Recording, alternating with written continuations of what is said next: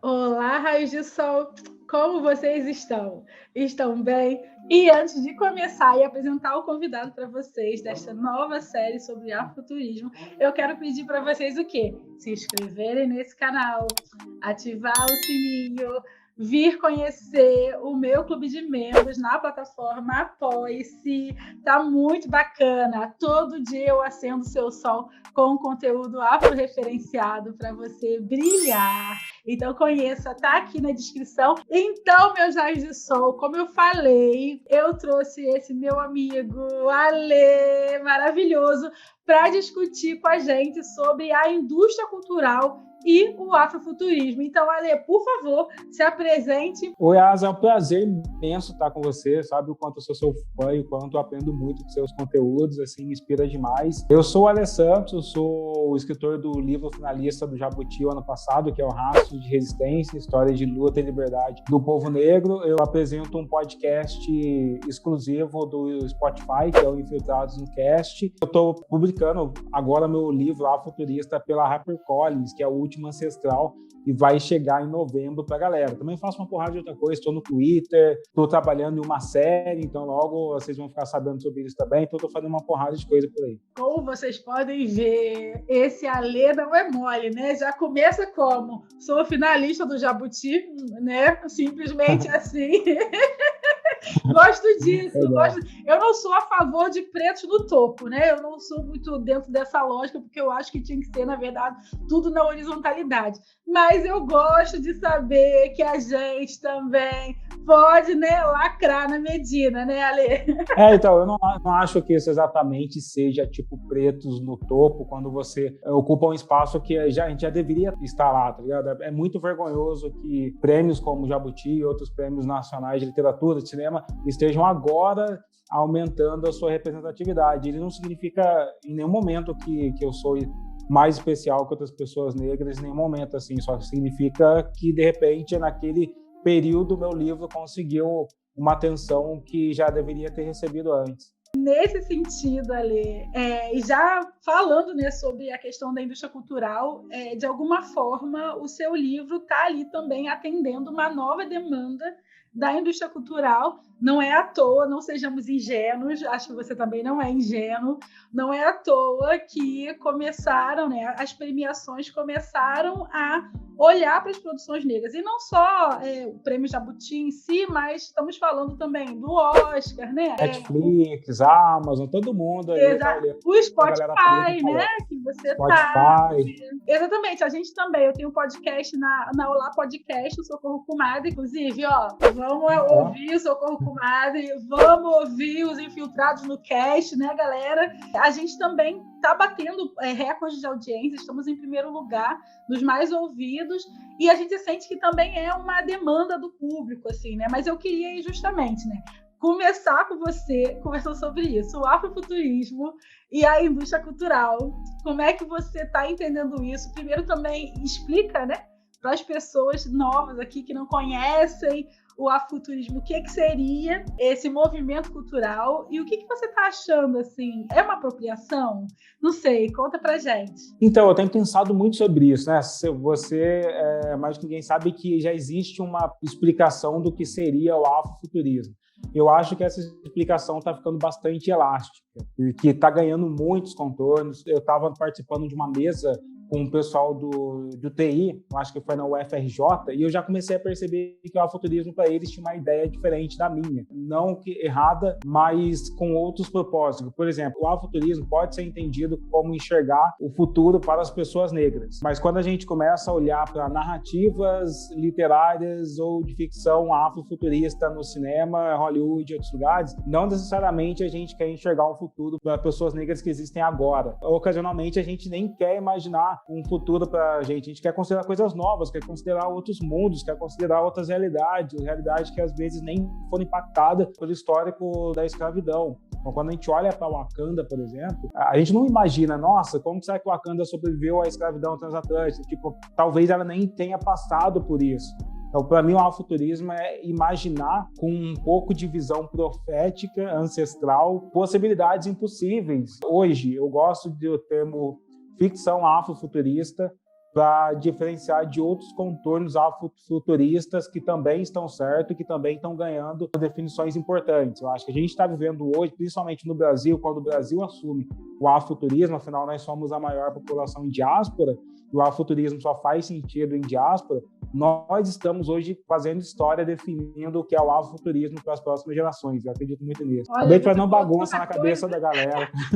Não, você falou tanta coisa, eu pensei em muita coisa, por exemplo, já te perguntar por que o afrofuturismo só serve em diáspora, vamos conversar sobre isso, mas também, conforme você foi falando, me lembrou muito de uma fala da Natália Grillo, a historiadora Natália Grillo, @pretavelha, conheçam. Tem um vídeo aqui no canal com ela sobre oralidade, tradições orais, né, africanas, griotagem, então também vou deixar aqui em algum lugar esse vídeo para vocês assistirem depois, mas há 1 ou 2 anos atrás ela conversou, eu tinha visto ela falando numa live, não me lembro, sobre o olhar branco, sobre o que é afrofuturismo, e muitas das vezes é uma junção de afrofuturismo com sucata, com o lixo tecnológico de sucata, né, que seria a sucata, e aí bota os pretinhos e bota lá um CD, sei lá, um papel alumínio.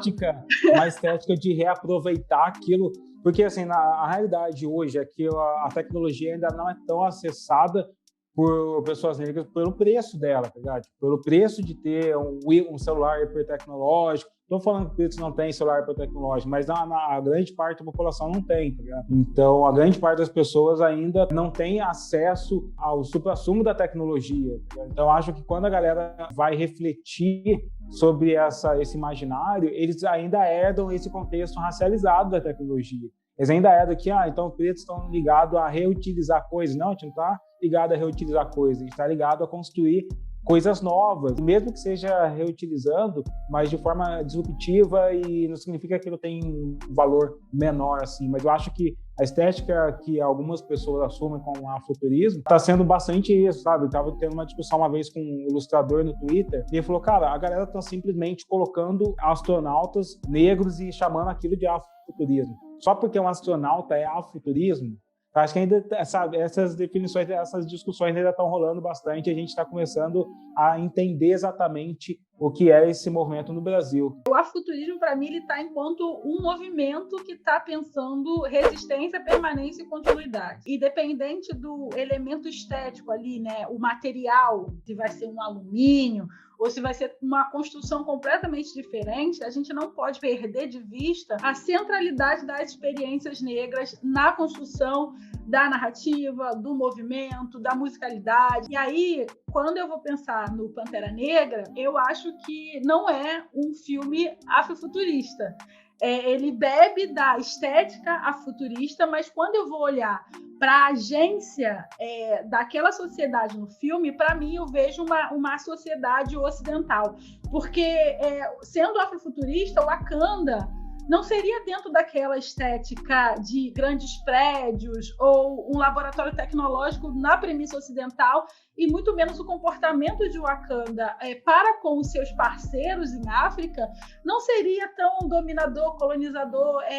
Eu acho que faltou ali um estudo de filosofia, de interconectividade, filosofia Ubuntu, entendeu? Faltou alguém que pesquisa a África. Mas assim, mas você sabe por que isso? Por isso que eu gosto de usar o termo ficção afrofuturista, porque a ficção afrofuturista, ela não deixa de ser ficção científica. E o Wakanda, ao mesmo tempo que ela bebe da estética do afrofuturismo como movimento filosófico e tal, ela não deixa de reproduzir o padrão da ficção científica. Por que o Wakanda tem esses problemas? Porque, enfim, o Wakanda não foi construído por negros, né? Foi construído por Stan Lee. Então, assim, não tem como dissociar e dizer que aquilo é totalmente africano, afrodescendente, tá ligado? Mas é uma coisa que é importante, e que isso o filme, sim, conseguiu fazer. E ele é um marco quando está falando de indústria cultural por conta disso, né? Porque o afrofuturismo tem uma coisa que é essencial, que é a presença de pessoas negras. É o movimento de ter pessoas negras nas posições artísticas.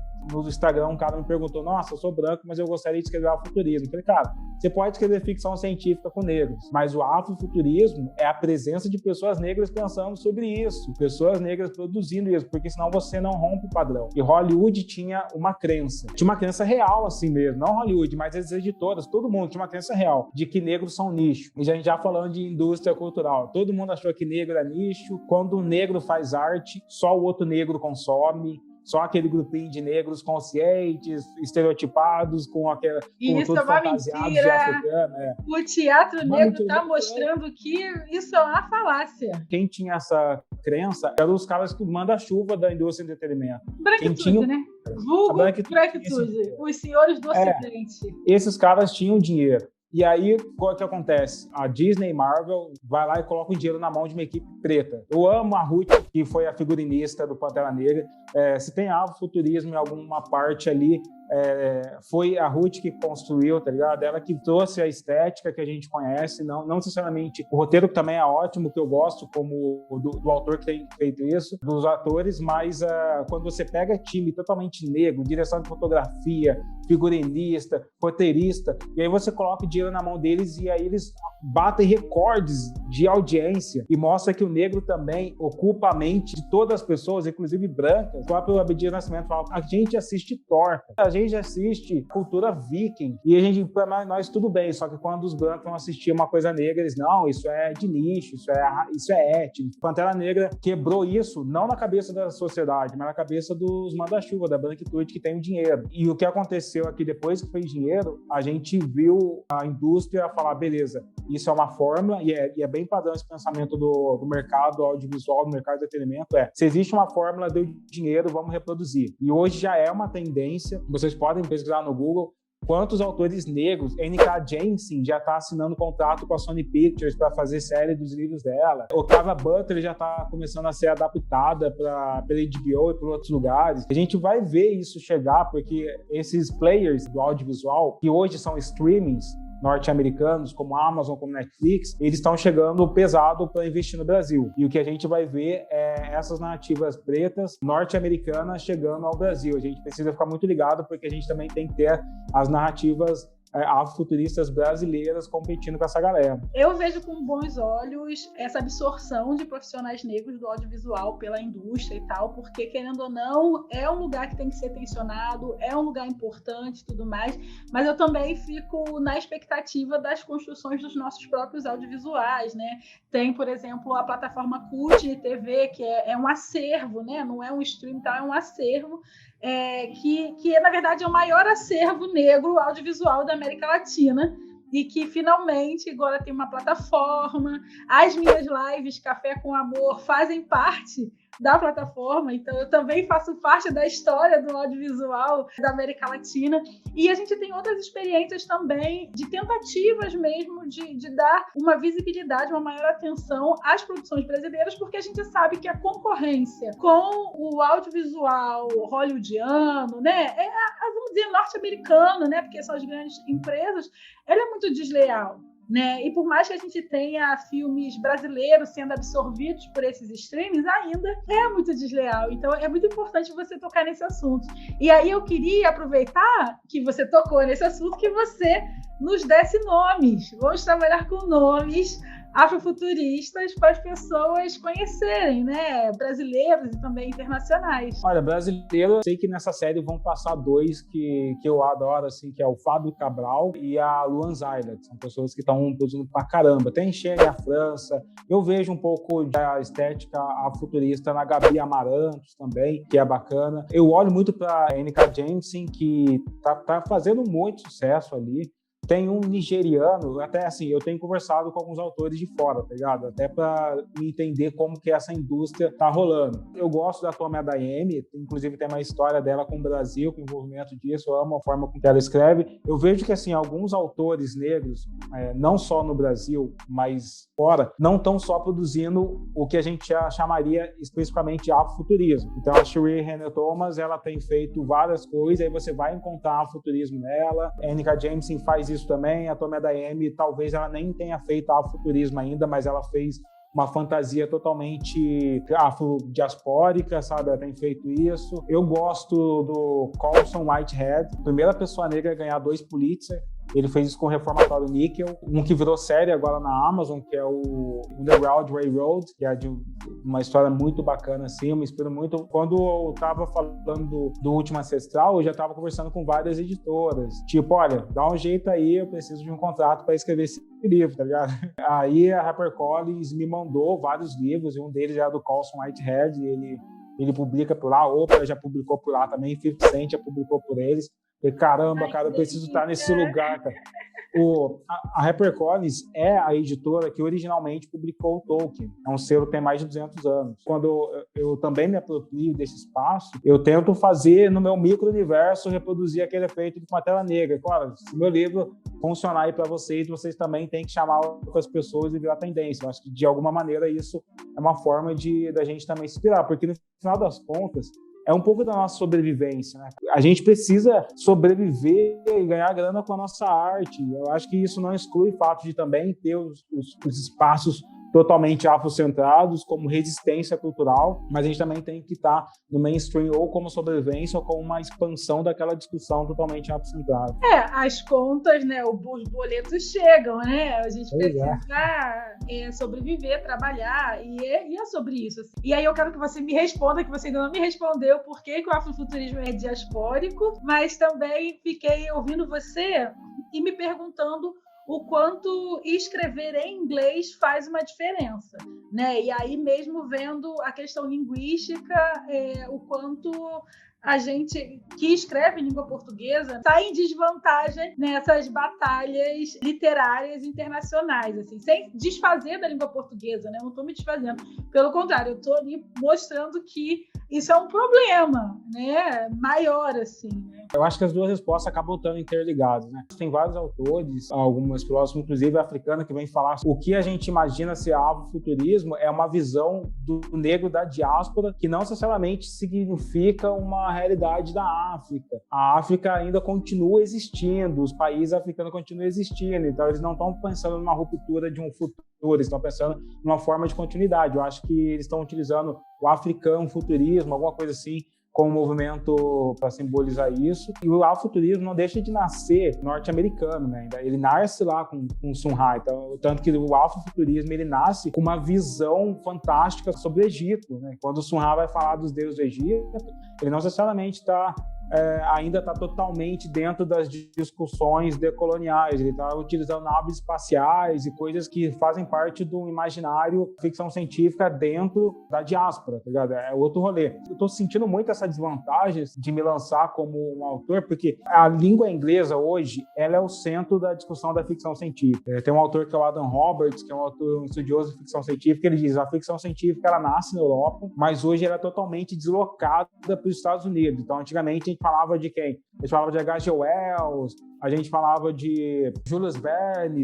Hoje, a ficção científica é produzida por estúdios como a da Amazon, da Netflix, Hollywood, tá tudo ali. E é um mercado onde que tem as maiores revistas, que você vai encontrar a revista Isaac Asimov, o Prêmio Nebula, o Prêmio Hugo, e você vê que os autores negros que escrevem em inglês, por exemplo, a Shiri Renée Thomas, que é uma das autoras que fazem isso, começa a ganhar um destaque, uma possibilidade de se projetar para o mundo todo. Afinal, uma narrativa em inglês, ela está ocupando vários outros lugares. Tem um escritor nigeriano, que eu também troco ideia com ele, que é o Towe Donedekpi. É um cara que ele, tá ganhando vários prêmios, ele escreve em inglês também, ele já ganhou o Prêmio Nebula, já ganhou vários prêmios americanos de ficção científica, ou seja, ele tá chegando ali, e talvez por escrever em inglês ele tenha uma chance, e também por ele ser ótimo no que ele faz, tem muito mais possibilidades de ganhar um mundo do que uma história minha, do Cabral ou da Lua, por exemplo. Isso não tem a ver com qualidade textual. A construção ocidental e o poder da língua inglesa no mercado editorial, né?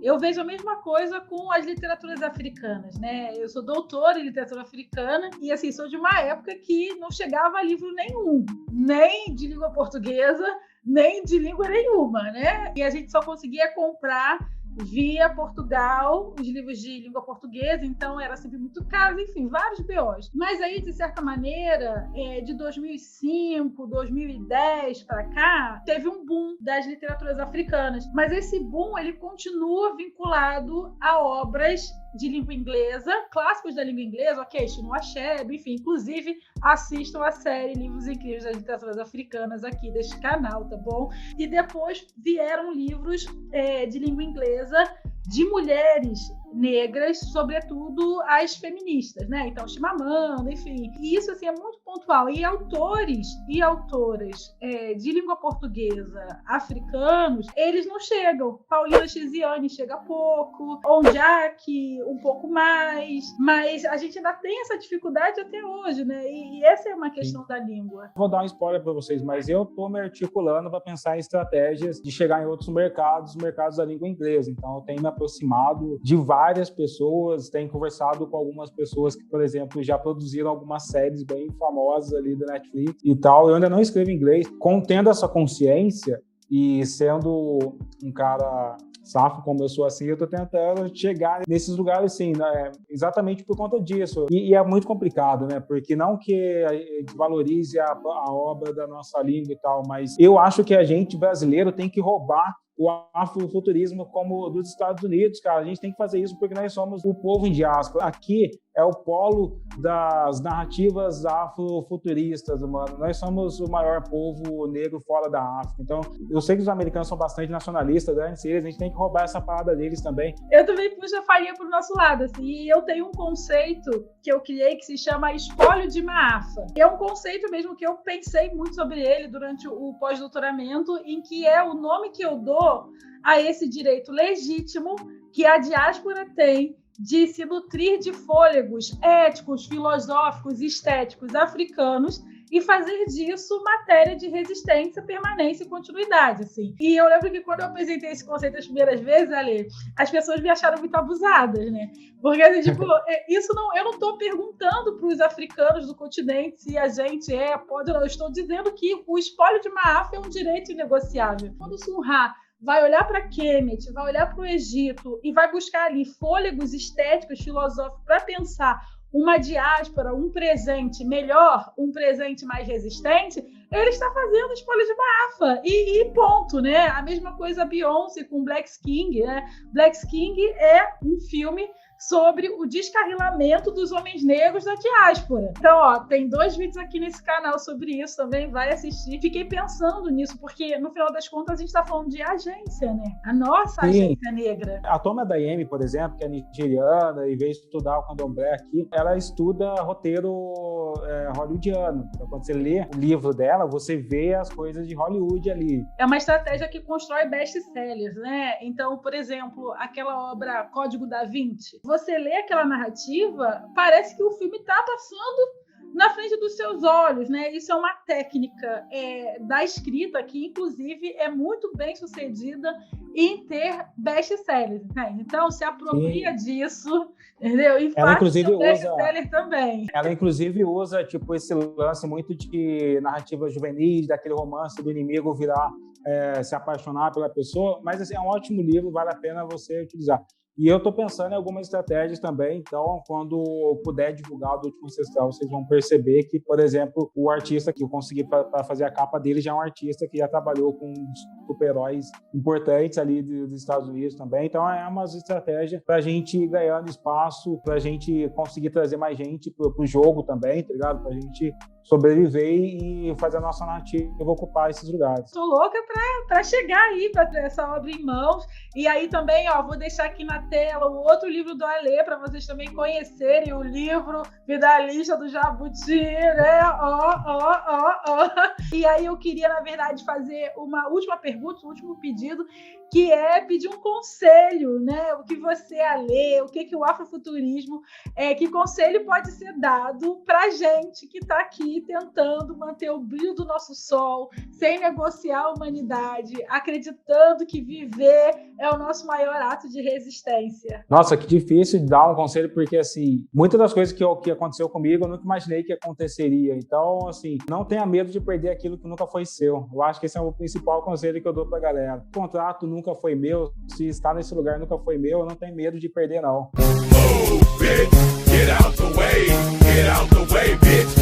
O importante é manter a sobrevivência, mas manter essa coragem de dizer não quando for importante é uma das coisas que esse mercado de entretenimento respeita demais, tá ligado? Se você diz um não no lugar certo, as pessoas te voltam com muito mais respeito e até muito mais dinheiro para você depois. Caralho, o maluco é brabo. Porra! Com certeza, né? Os nãos estratégicos, né? Também a gente não ficar muito afobado. Gostei muito da sua frase, né? Porque é realmente isso, assim, o que é nosso, o que não é nosso, simples assim. Now the world don't move to the beat of just one drum. What might be right for you? E isso ajuda muito a gente não entrar em comparações, né? Que a comparação é inimiga da autoestima, isso não é legal, enfim. E agradecer, Ale, agradecer a sua disponibilidade, seu tempo, agradecer pelo seu estudo, pelo seu trabalho também, porque é muito importante, furar bolhas é importante, estar em outros lugares, disputando narrativas, disputando semióticas, é muito importante. Então, deixe as suas redes, se despeça da galera, e muito obrigada. Eu estou muito feliz, sabe que você pode contar comigo sempre para o que você precisar, sou muito fã do seu trabalho. Quem quiser me seguir lá na @SavageFiction no Instagram e no Twitter, no Infiltrados no Cast, toda segunda-feira no Spotify.